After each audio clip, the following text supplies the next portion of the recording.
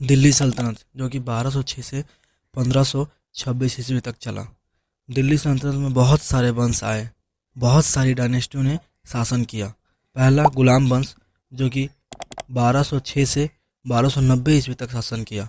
दूसरा खिलजी वंश जो कि 1290 से 1320 ईस्वी तक शासन किया। और तीसरा तुगलक वंश जो कि 1320 ईस्वी से 1414 ईस्वी तक शासन किया। चौथा सैयद वंश जो कि 1414 ईस्वी से 1451 ईस्वी तक शासन किया।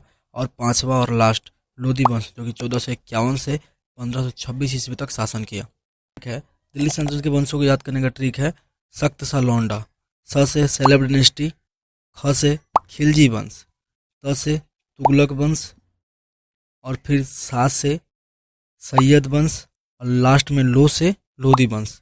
यह है ट्रिक, सख्त सा लौंडा। दिल्ली सल्तनत के सारे वंश को याद करने का सख्त सा लौंडा। गुलाम वंश, गुलाम वंश की स्थापना कुतुबुद्दीन ऐबक ने 1206 ईस्वी में की थी। गुलाम वंश जो कि 1206 से 1290 ईस्वी तक चला। कुतुबुद्दीन ऐबक ने अपनी राजधानी लाहौर को बनाई।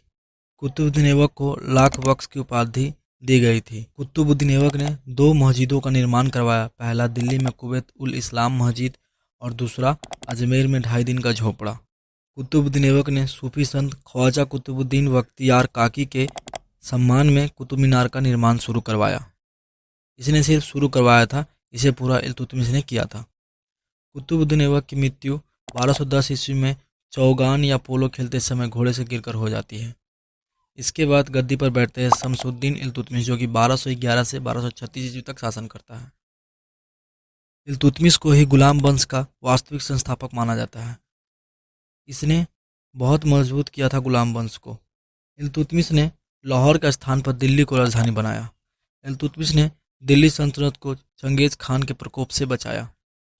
इल्तुतमिश ने 2 सिक्के चलाए, पहला चांदी का सिक्का टंका और दूसरा तांबे का सिक्का जीतल।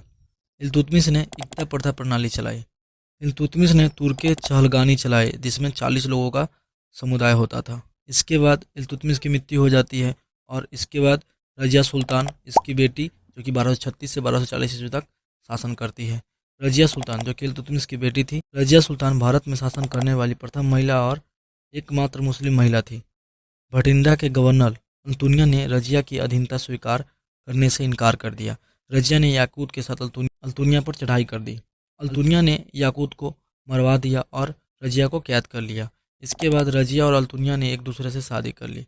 1240 ईस्वी में रजिया एक षड्यंत्र की शिकार हो गई और कैथल या हरियाणा के पास इसकी हत्या कर दी गई खुकर जनजातियों द्वारा।